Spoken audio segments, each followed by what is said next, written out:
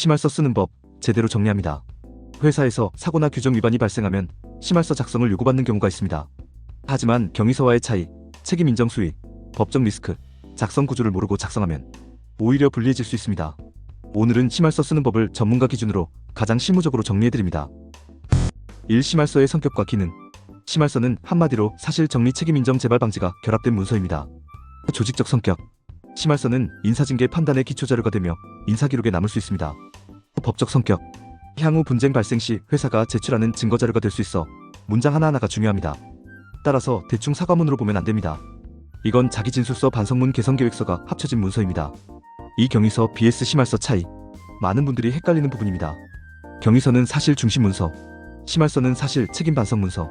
경위서는 시간순 사실관계만, 심할서는 사실 과실 인정 사과 대책. 경위서는 중립적, 심할서는 자기 비판적. 즉 경위서는 보고용, 심할서는 징계인 사용이라고 보면 됩니다. 3. 심할서 표준 구성 요소.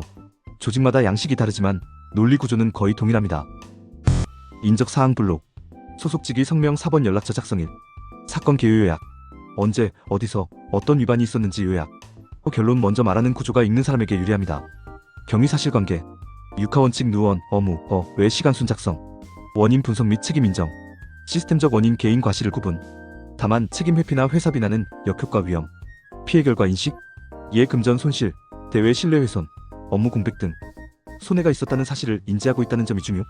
반성 및 사과 표현. 대표 금기. 변명 위조. 타인 탓. 조직 비난. 감정 과잉. 재발 방지 대책. 다시는 없도록 하겠다는 문장만으로는 불충분. 좋은 예. 업무 체크리스트 도입. 승인 보고 체계 강화. 교육 참여. 규정 숙지 절차 마련 등. 마무리 및 서명. 사잘 쓰는 기술 실무 핵심. 대부분의 전문가들이 강조하는 포인트입니다.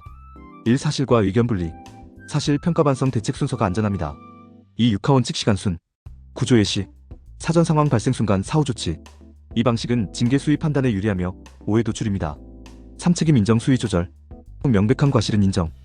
전적으로 모든 책임을 진다 같은 문구는 불필요. 법적 책임까지 확장될 수 있음. 4. 금기 표현. 다음 표현은 리스크가 큽니다. 별일 아니라고 생각했다. 과실 인식 인정 효과.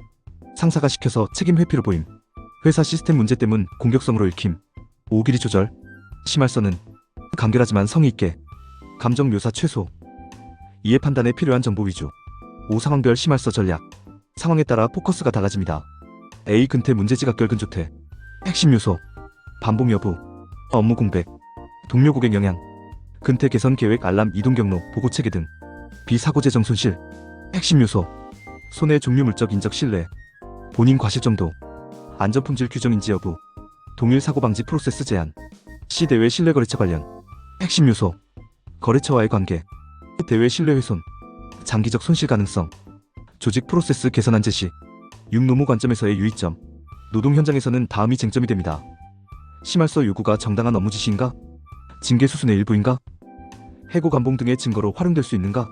근로자 입장에서는 사실 왜곡 없이, 불필요한 법적 표현 없이, 감정 과장 없이, 문장 하나하나 신중히 선택.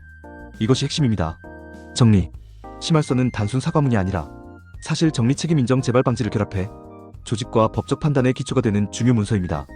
따라서 사실은 냉정하게, 책임은 명확하게, 대책은 구체적으로, 감정은 최소화하고, 금기 표현은 피하면 됩니다. 이상 심할서 쓰는 법 제대로 정리합니다에 대해 살펴봤습니다. 당신의 생각을 댓글로 남겨주세요. 영상이 도움되셨다면 구독과 좋아요,